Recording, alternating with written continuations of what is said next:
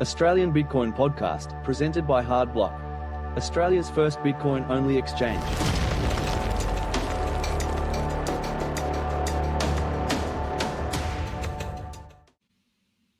Hello and welcome to the Australian Bitcoin podcast. On today's episode, we'll be discussing hardware wallets. And joining me is Alex. How are you, Alex?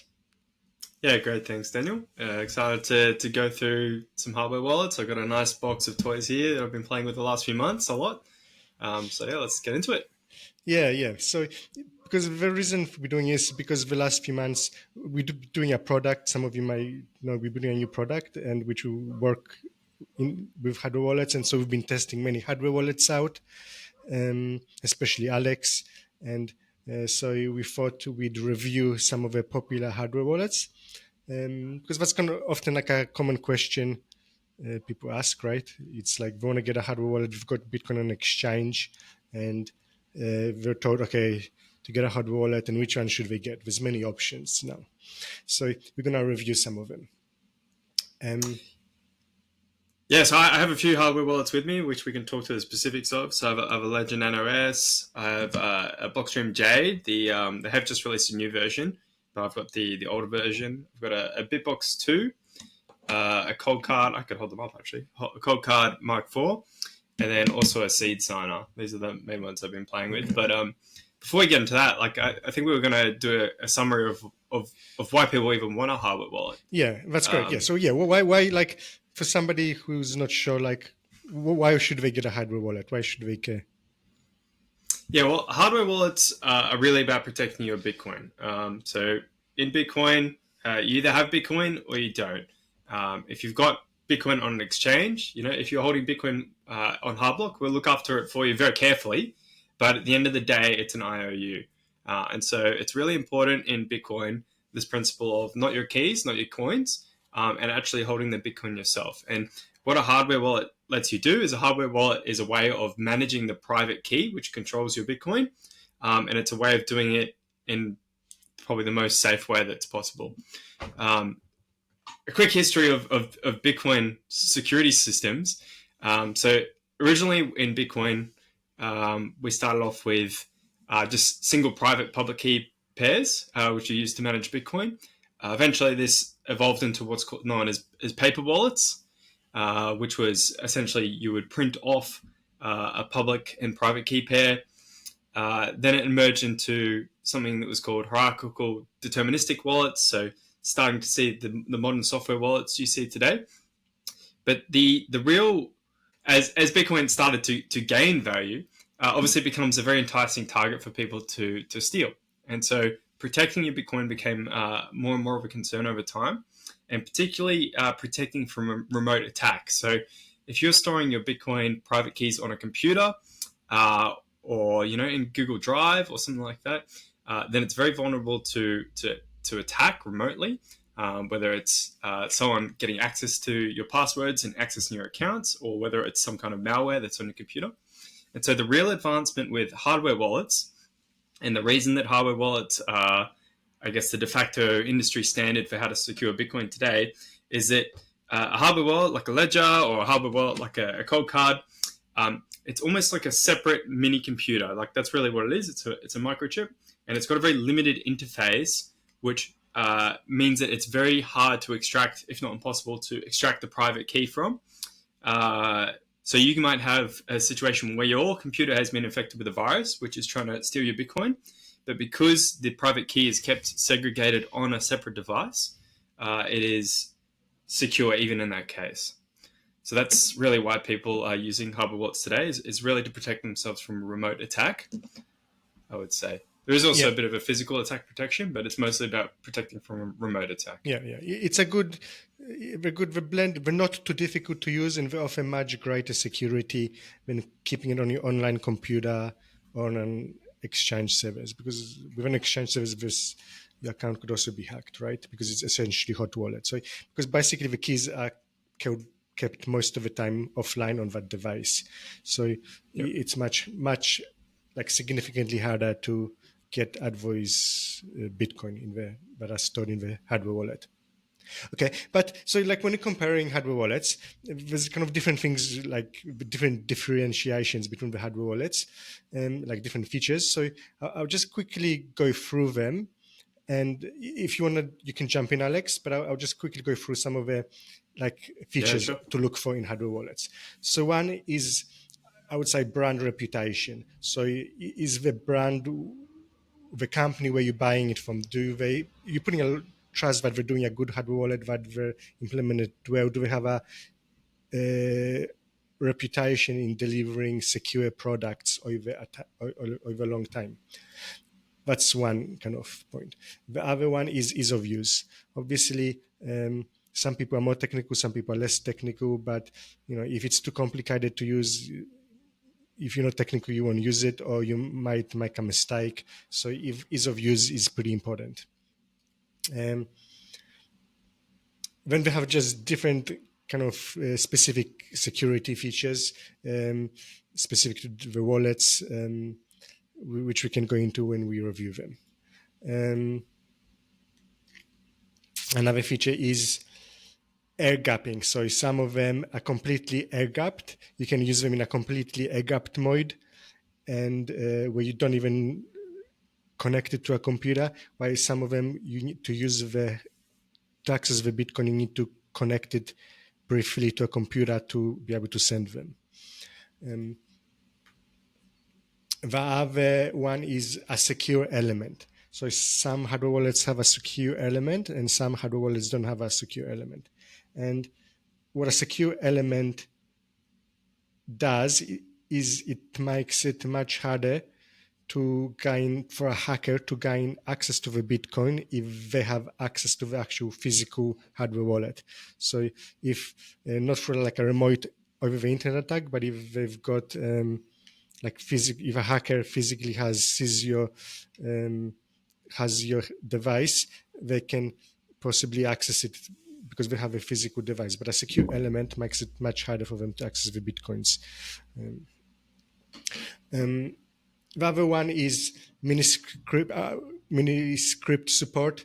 So that's not, it's not commonly used these days by most people, but I think it will increasingly be. Like the product we're building is going to use miniscript, and miniscript allows a lot of many advanced features. So I think miniscript support will be in the future more desirable in hardware wallets. Yeah, and of the wallets we're reviewing today, pretty much all of them have implemented miniscript, specifically because we chose them because we were looking to support miniscript in our Vault product. Yeah, except Trezor. Trezor doesn't implement miniscript. Not yet, and no Seedsigner, but yeah. And so the other thing is it open source? Obviously, open source is important, and most of these are completely open source or mostly open source. So open source is like that people can review the code and make sure it's like secure, that the hardware wallet manufacturer isn't doing anything dodgy. So it needs to be open source. And obviously there's the cost. So those are kind of the key features. Do you think I missed anything, Alex? The only final thing I'd add, it's sort of like fits into maybe brand reputation or open source, is Bitcoin only. So I think not all the wallets we're looking at here today are Bitcoin only, but I think it is something to consider when you're thinking about buying a hardware wallet or using any sort of big software to do with your Bitcoin. The reason that I think Bitcoin only is important is, firstly, the people that are working on it are aligned with your values. So they understand Bitcoin and they actually care about Bitcoin. But if you just compare the engineering effort required to support 1 billion cryptocurrencies versus only think about Bitcoin, it really helps to narrow the focus, which means that it's much easier to engineer something that's secure and safe and simple as well, right? Because security comes from simplicity in Bitcoin. But keeping things simple, we're able to keep it manageable and reduce the likelihood of bugs. So, I definitely think Bitcoin only is something to consider in that sense. Of the wallets we're reviewing today, the Bitcoin only ones would be Seedsigner and Coldcard and Jade, I guess. Yeah. Okay. I agree with that. Like they say, complexity is the enemy of security. And if you're supporting many different coins, obviously the code base for the wallet is going to be much bigger. So it's much more complex. So there's more room for for error.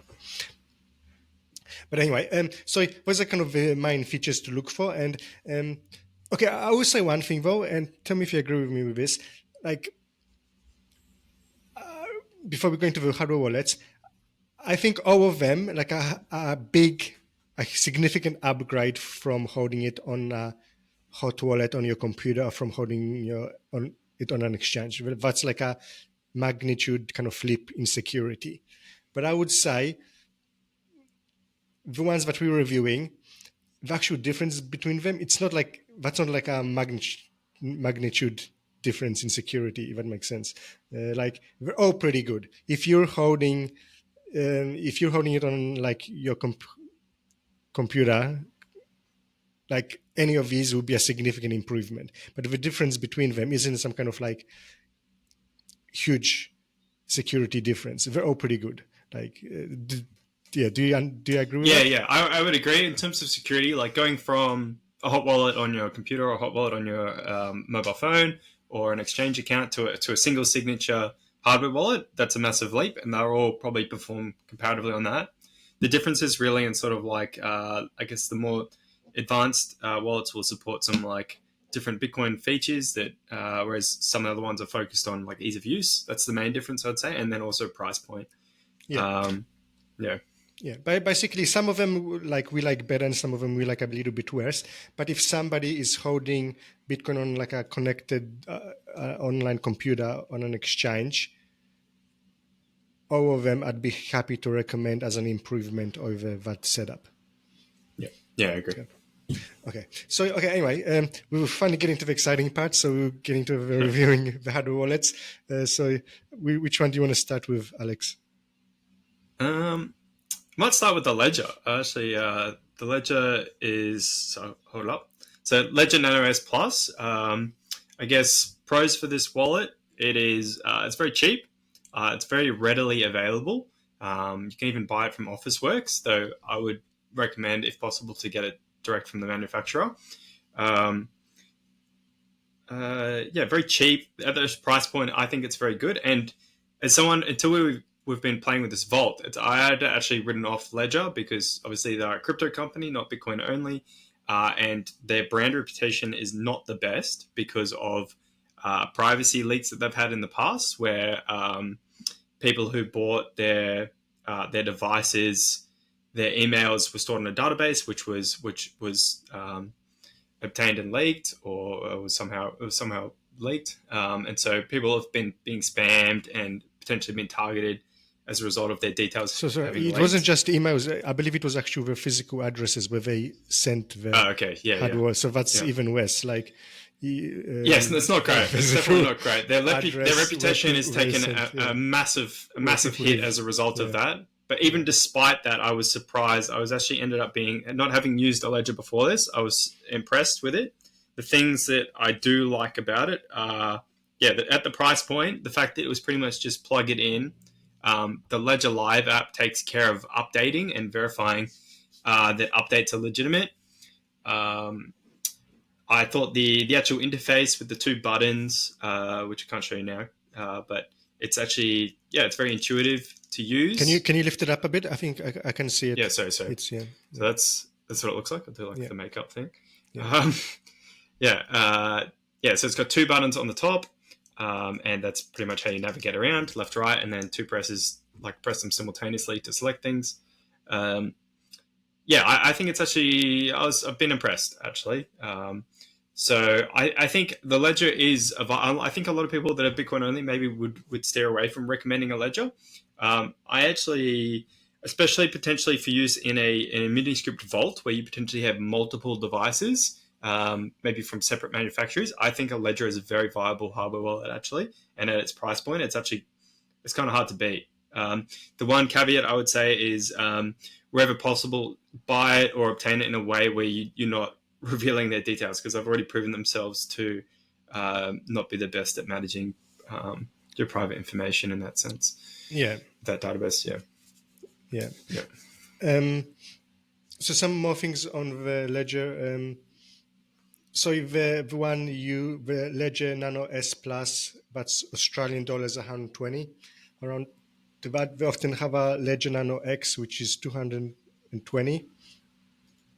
Yeah. And So the difference between the Nano S Plus and the Nano X is essentially the Ledger Nano S Plus was like that's sort of like their main one, but it has a USB-C connection. So unfortunately, because Apple until recently didn't have a USB-C port, and even still now they won't allow unofficial devices to connect via USB-C. Ledger and other hardware manufacturers, to use a product with an Apple iPhone, you have to use something like Bluetooth or some other method. So the Ledger Nano X is really only something you buy if you really want Bluetooth to connect to a mobile phone, like an Apple mobile phone. Otherwise, just get the Nano S. Yeah, to be honest, like a lot of the hardware wallets that the manufacturers have different versions of, like they have a cheaper hardware wallet and a more expensive one. And like, to be honest, I mostly recommend the cheapest one in most cases, because usually the more expensive models, they don't really offer that like any like greater security, just more like fancy things like bigger screen or unless there's something specific you want, I would generally go for the cheapest model and you don't really lose security in most cases for them. Let's just have a quick look. Obviously, it supports Miniscript. I guess another reason why I've sort of been maybe swayed a little bit back by Ledger is their support for Miniscript. They've been some of the leaders in deploying Miniscript, which has really pushed Bitcoin security forwards. I think these Miniscript Vault products that are coming to market, like the one we're building, are really going to help push Bitcoin security forwards a long way. So props to them for that. And especially they've done Taproot Miniscript, which is a step again ahead of Segwit Miniscript. Yeah.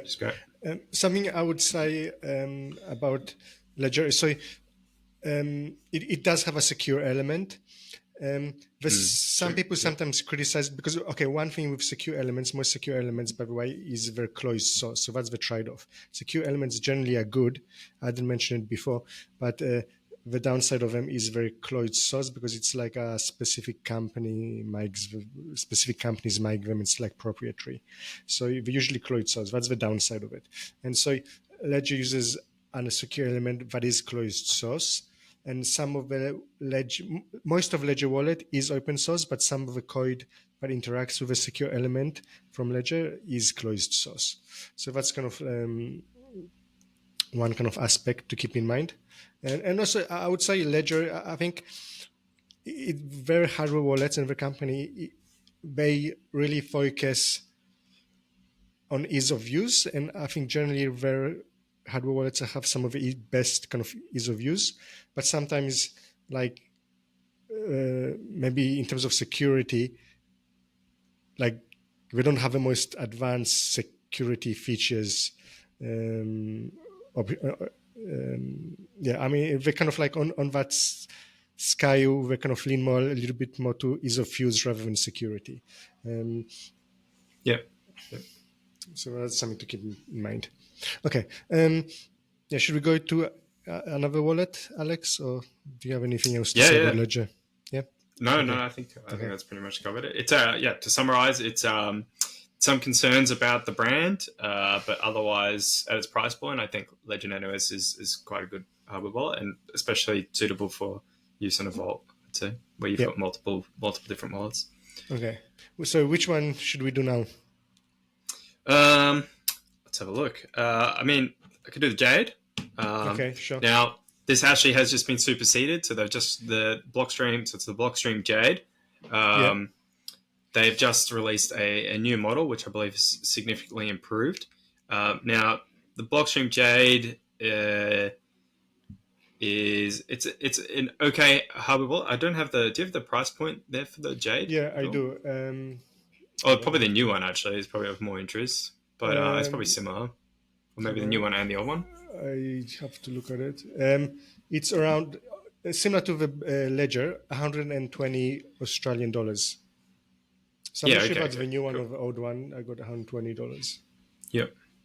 Yeah. So I guess similarities and differences. The Blockstream Jade can be used kind of like in a plug and play method, like the Ledger. I did find that the ease of use was nowhere near as good.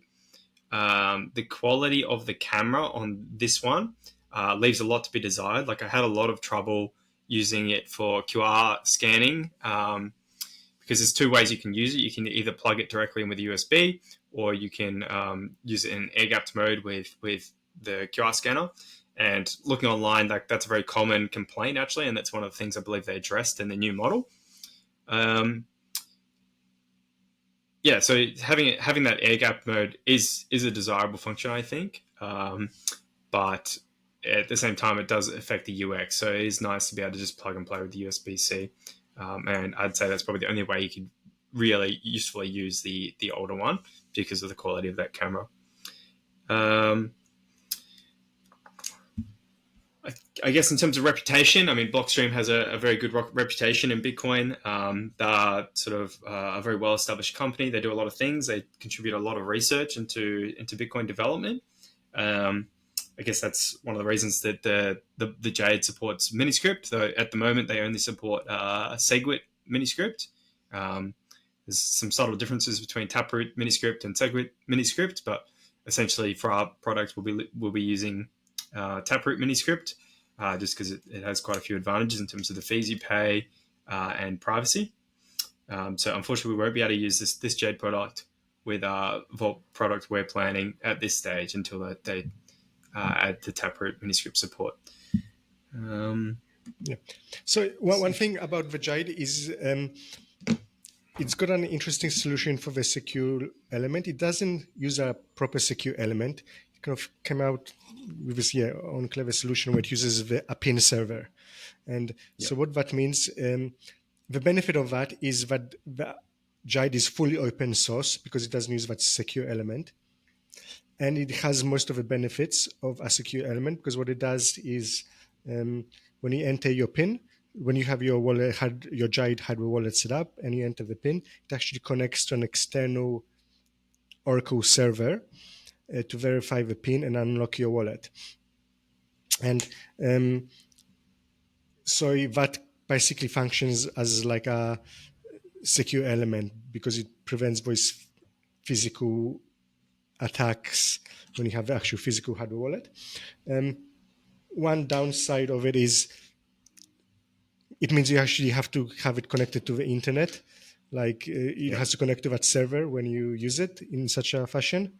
You can set up your own PIN server, but I think most people wouldn't do that. That's probably complicated. And Yeah, I didn't get that far when I was trying to set it up. I got too frustrated with the QR codes. But I was talking to someone who'd done it at the time, and they said it wasn't too bad, but you do have to be more on the technical side. I think there's like some downloading of things from GitHub to get that going.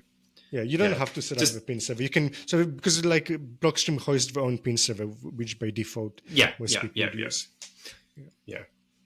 The downside being that you're then relying on their Blockstream server, but that's And I mean you are reliant for general use, but if, for example, the server goes down, you can like with the actual seed words, you can restore the wallet. Yeah. And then you have access. So you still like in a worst case scenario, you just have to like restore it on a new wallet, and so you can do that. So it's not like as if it's lost, but just for your general operation, you need the server. So that's kind of Jade. Should we move on to another one? Yeah, another one I got is the BitBox. So it's the BitBox 02. This one, I guess, is all black. You probably can't see too much. There's no buttons actually. It's all touch buttons. So I guess this is from. Oh, you got one too? Yep. Yeah. It's from Shift Crypto. So again, this is not a Bitcoin only device. However, it does have Bitcoin only firmware. So you can opt to install Bitcoin only software on this. So they have they have two firmware downloads for the device. So you can either have one which is like, does every shitcoin imaginable, but then they also have one that's Bitcoin only. So I would advise definitely use their Bitcoin only firmware if you're going to use this device. Pros for this is like La Ledger, it's plug and play. It's very simple to use. Their think they call it the BitBox companion app. It's similar to Ledger Live in the sense that it manages all the updates for you. One thing that I like about the Shift Crypto team is that they're very good cryptographers. So they've implemented some nice features into the device that make so they give you some good security guarantees around updating firmware and things like, and what else? Non-sex protection from non-sex filtration attacks, and it just happens in the background and you don't really have to worry about it. Things that I don't like about the device, I actually find the touch buttons, I actually find them quite annoying. So, and also I've managed to scratch the screen quite a lot. And it's just been none of the other devices in my box that I've just had a box where all the hardware devices have been jangling around. None of the other devices have sort of sustained as much damage. So it's sort of whatever the plastic, hard plastic or glass or whatever they've got on the front of the screen, it's not very hard wearing. So I definitely recommend taking care of that. Just so it looks nice. And then, I find the touch buttons a bit frustrating, but overall, I think it's a really good device. Also, the BitBox guys, they very recently, at the end of last year, deployed support for Taproot Miniscript.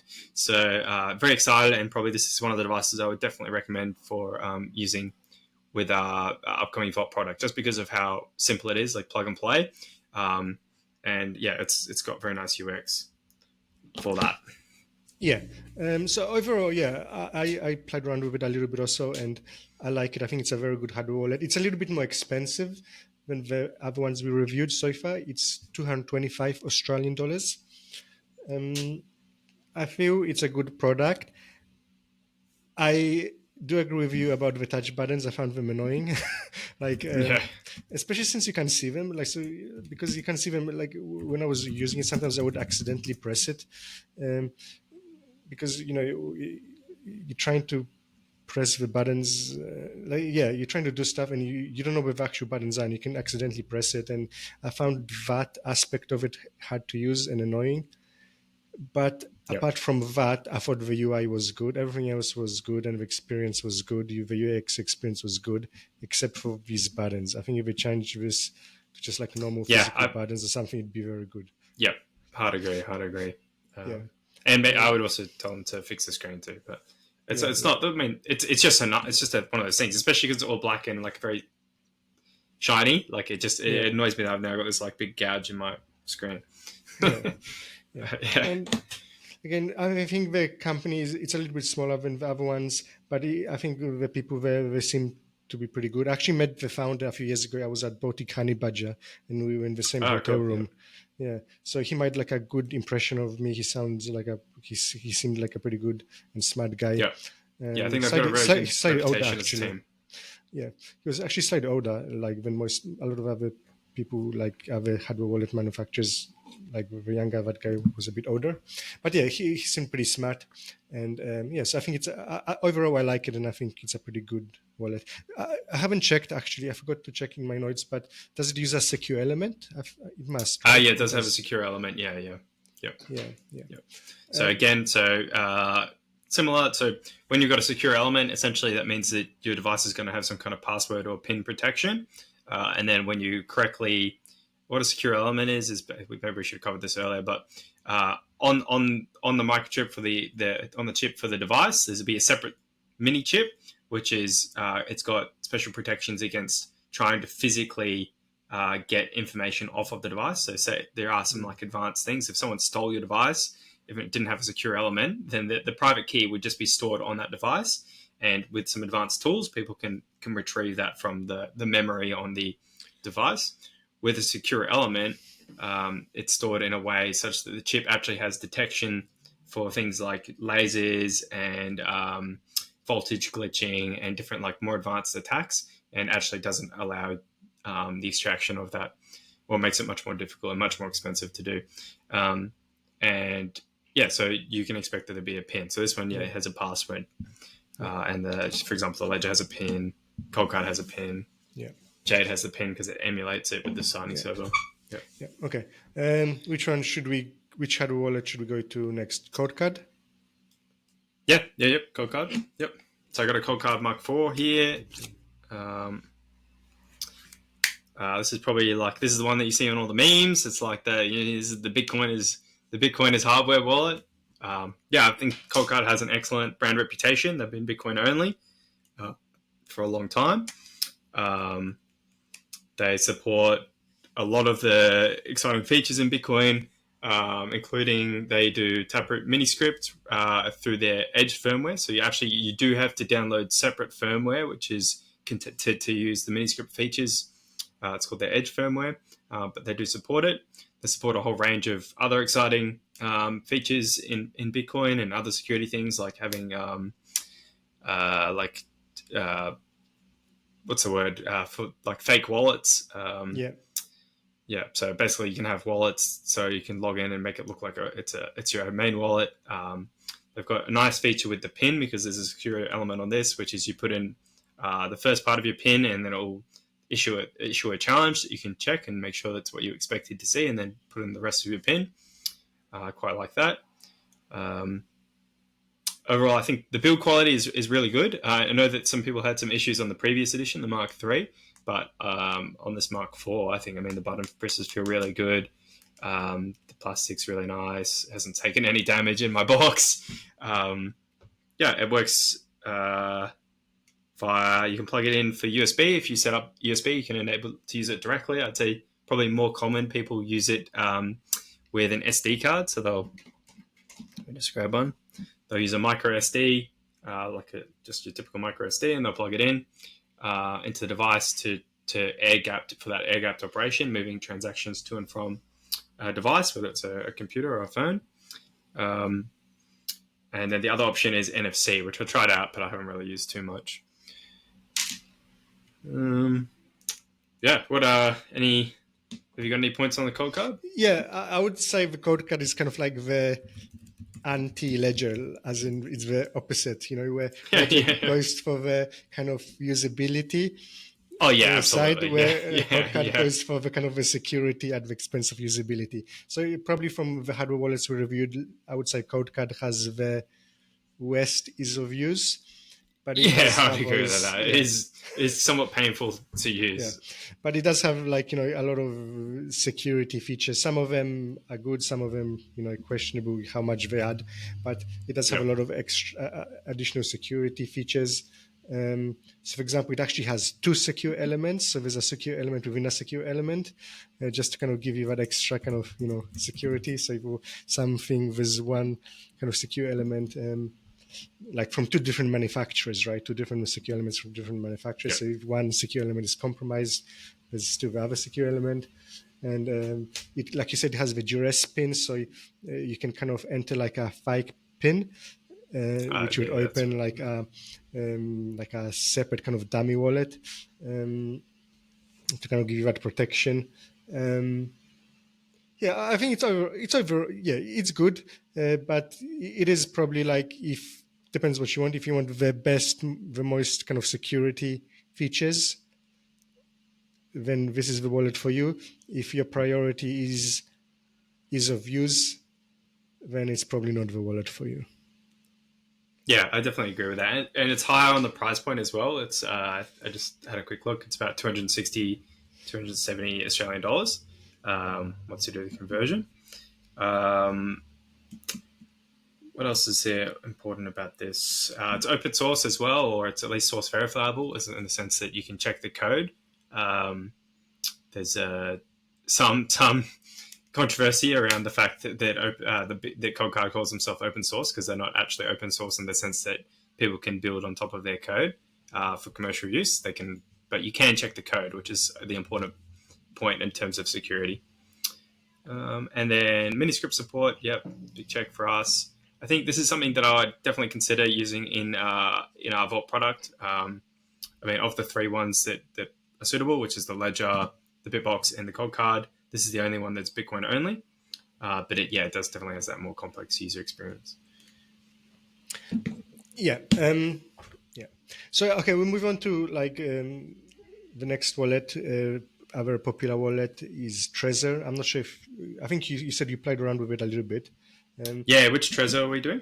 Well, I think we're just talking general. I guess I've only applied with the Trezor Model 1. So I only have Model 1. Yeah, I have a Trezor Model 1 here. I can quickly grab it.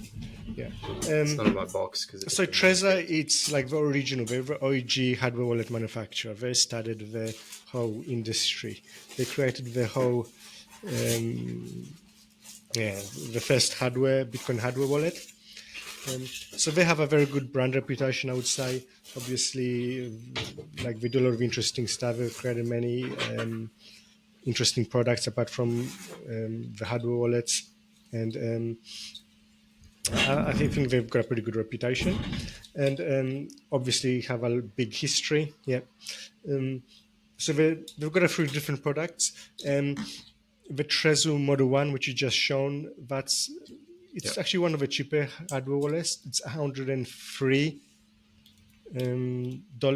So, and that's kind of basically it's called Trezor Model 1. So it's like basically the original wallet that they came out with. It was like 10 years ago or something like that.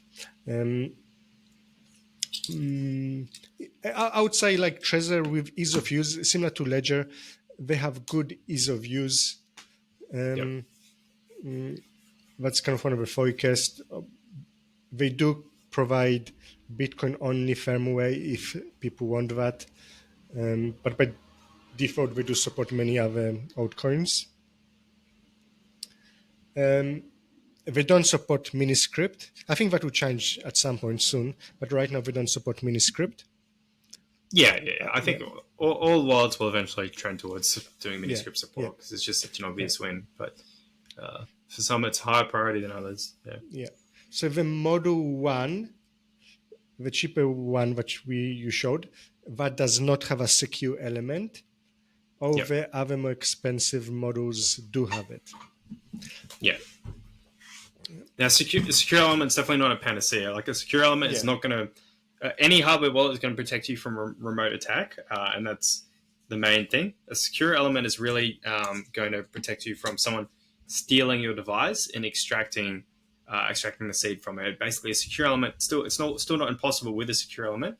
It's just a secure element takes it from being something that like a reasonably smart criminal can do to being something that you actually need to have probably like a decent amount of expertise and like some startup costs in terms of like having equipment that can do it. Yeah. So it's that's correct. And you can actually like get around the secure element factor by putting the 25th word, like a passphrase. If you do a passphrase in addition to the seed phrase, then that basically functions as a secure element. But then obviously you need to remember two things. You need to remember the seed words and the passphrase. But if you have a passphrase, then like you don't need a secure element really.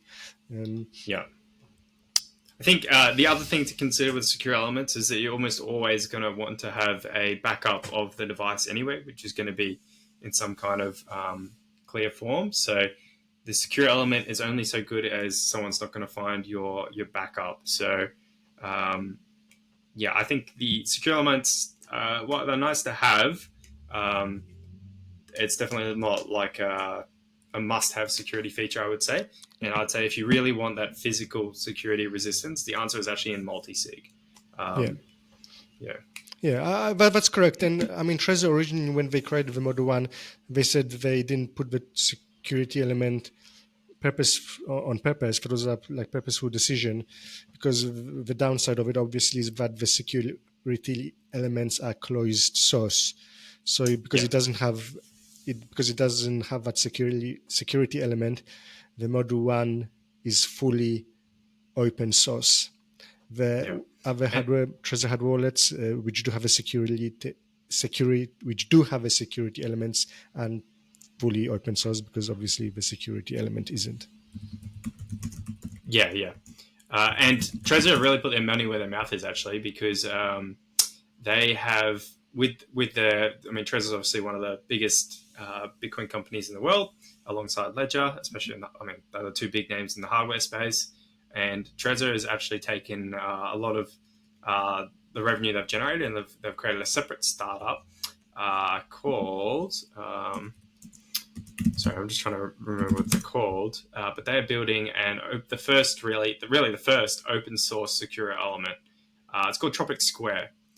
So I've spoken to these guys. They've been working on this project for a number of years now. They've actually just gotten to the point where they've built it. So they're now issuing out like samples to hardware manufacturers. So they're not planning to be just in Trezor. They're really hoping to try and bring open source secure elements to the entire industry. So pretty cool. Very impressive what they're doing. Yeah, that's correct. And that would be like a very positive thing for the industry. And I think it kind of shows the brand reputation of Trezor, right? Like there are smart people that make good stuff, and so I would say the brand reputation is good. Yeah. Okay, moving on. I think you wanted to discuss Seedsigner also. I don't have much experience with Seedsigner, to be honest. I don't know much about it at all, so I'll just leave it to you. Yeah, sure. So I got a Seedsigner here. This is actually the Dark Skippy Seedsigner, for those who know what that is. But I won't go into that. So Seedsigner is it's a little bit different from the other hardware wallets we've looked at in the sense that it's actually a DIY hardware wallet. So you to build a seed, what that means is you can literally build a Seedsigner yourself. Like you might notice that the case I've got here just looks, so I'm going the wrong way. It's just a 3D printed case, and then the actual the chip and the camera. It's got a camera in the back, and the screen are all just commonly used pieces of hardware which you can source yourself. Now that has some advantages and disadvantages. I mean, the obvious disadvantage is you have to go and figure it out and build it yourself. It's actually surprisingly simple though. So I remember when I did this a couple of years ago, it felt like a big achievement. So it's a fun project. Also, sourcing yourself means that you can keep the price down. So it uses a Raspberry Pi, specific type of Raspberry Pi, and then you build it, you download the firmware, and then you use an SD card, just like the one I showed before, and plug that in with the firmware on it. I think, so the cost is another pro because you're DIYing, which helps to keep it down. Another big pro for this is I think the user experience is really good on this. The Seedsigner team, so there is a team, it's an open source project, and they provide the software for free. They've done a really good job. Like the screen, I think, is like really intuitive, and it's actually also, even if you maybe don't want to secure funds with this, though I think it's fine to do that.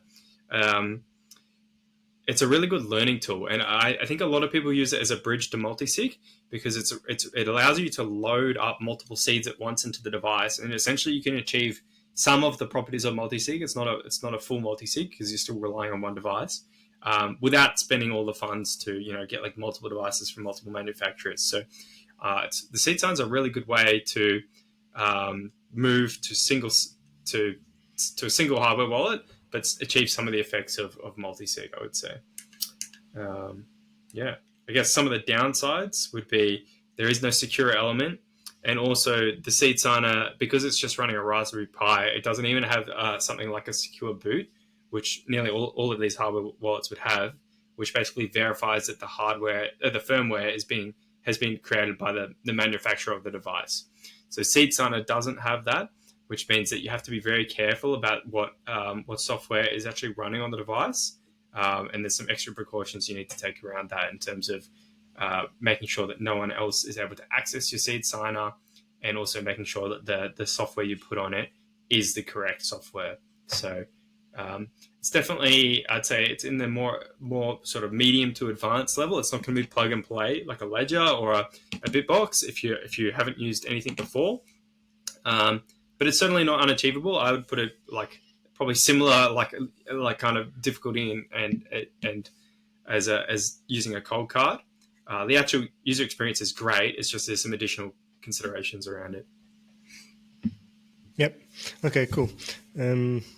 Thanks for that, Alex. So these are kind of all the hardware wallets we have reviewed for you today. There's many other hardware wallets. There's more popping up, these days.